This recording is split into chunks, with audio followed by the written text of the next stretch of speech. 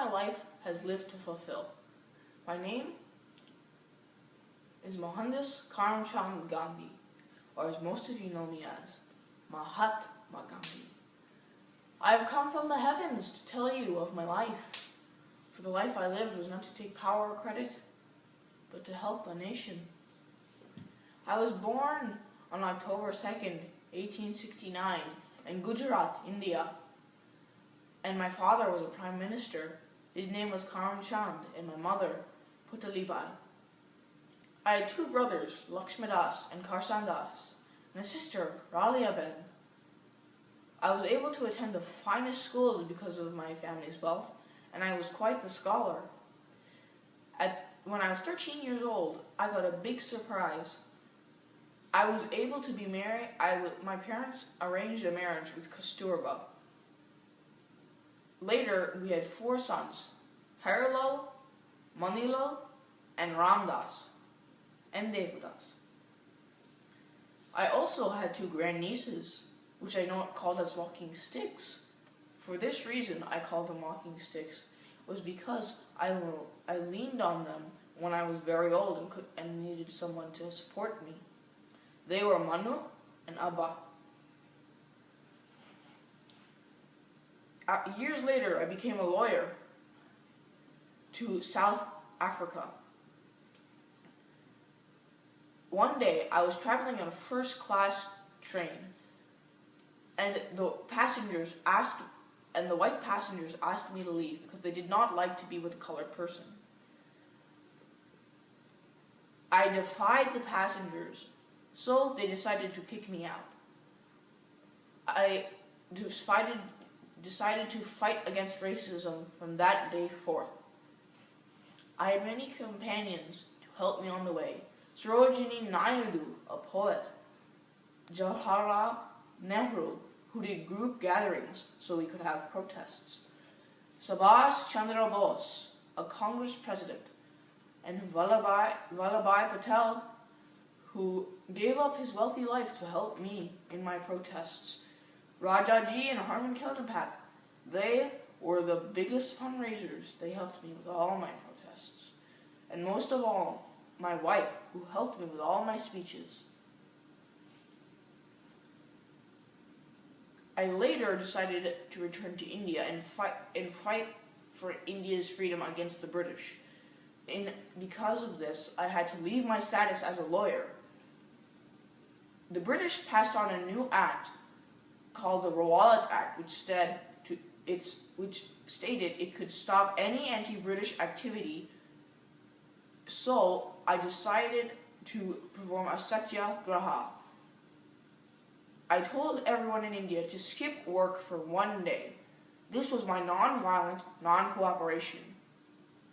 In Jallianwala Bagh grounds, a meeting was held and against the Rowlatt Act, and General Dyer came and ordered his soldiers to shoot at the unarmed crowd in the enclosed space. Because of this enclosed space, no one could escape, and all were killed. And Muslims and Hindus coexisted for years. For Hindu-Muslim unity, I joined with Muhammad Jinnah, a Muslim, to voice outrage against British rule towards Muslim religious leaders and Indian control.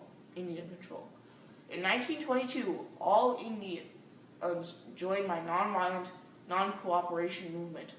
I was then arrested for doing this movement.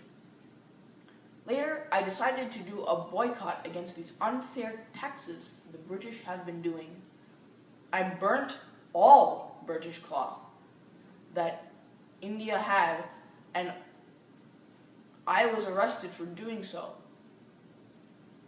Later, I called off the non-cooperation, non-violent movement in 1922 due to injuries and death.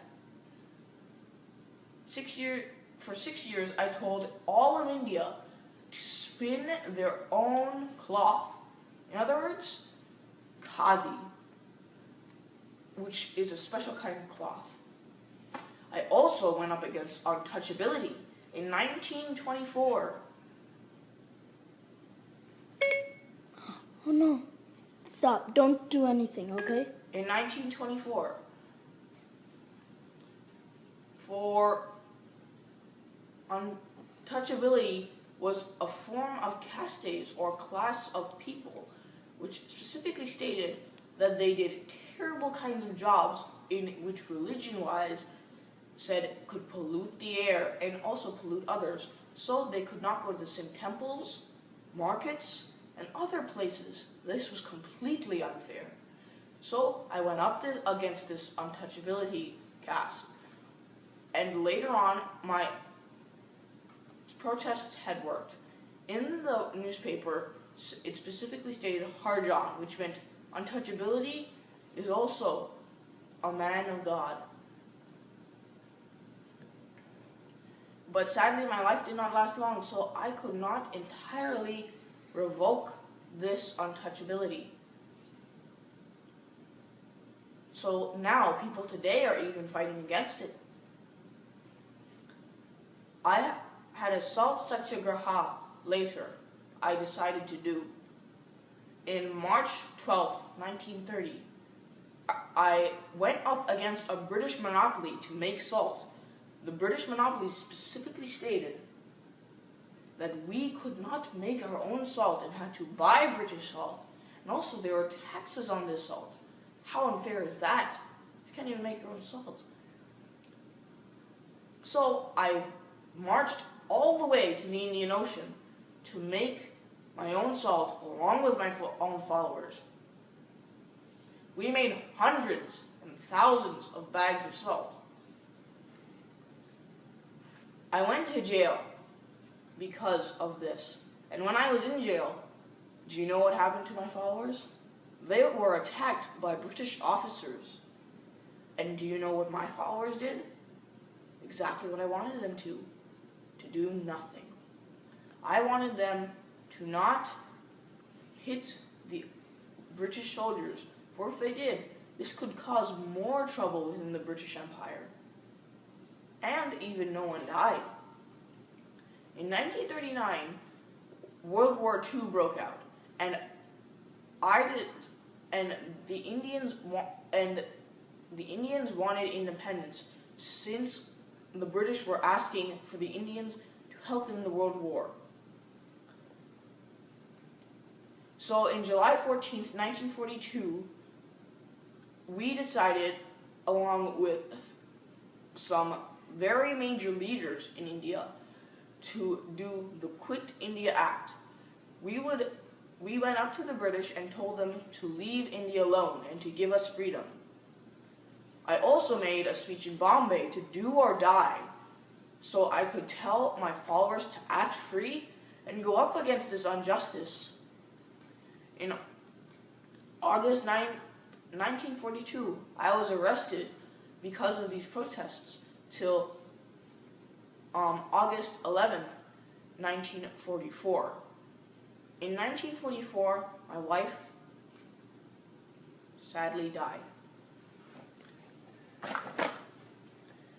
Exhausted by World War II and my brilliant protests, India finally gained independence, and there was also a small catch. India was divided into two parts, Pakistan for the Muslims and India for the Hindus. On August 14th, 1947, Pakistan was born, and the first governor was one of my partners, Muhammad Ali Jinnah. And a governor there would mean president. And in India gained its independence on August 15th, 1947. And our first prime minister, or in other words, your term, president, was Jawaharlal Nehru. Suddenly, because of this division, riots had broken out, bloodshed, all of it. It saddened me so much to see the people I was working with to kill each other this way. So I went into fasting and penances. In other words, penances are punishing myself. by not eating, sleeping, and other things. On January 30th, 1948, 78-year-old Gandhiy shot me 3 times in the chest.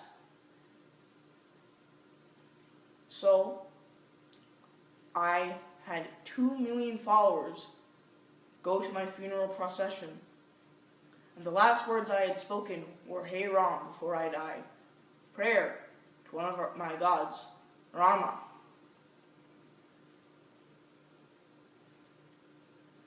And they came to a simple man who used non-violence to help the world to be a better place.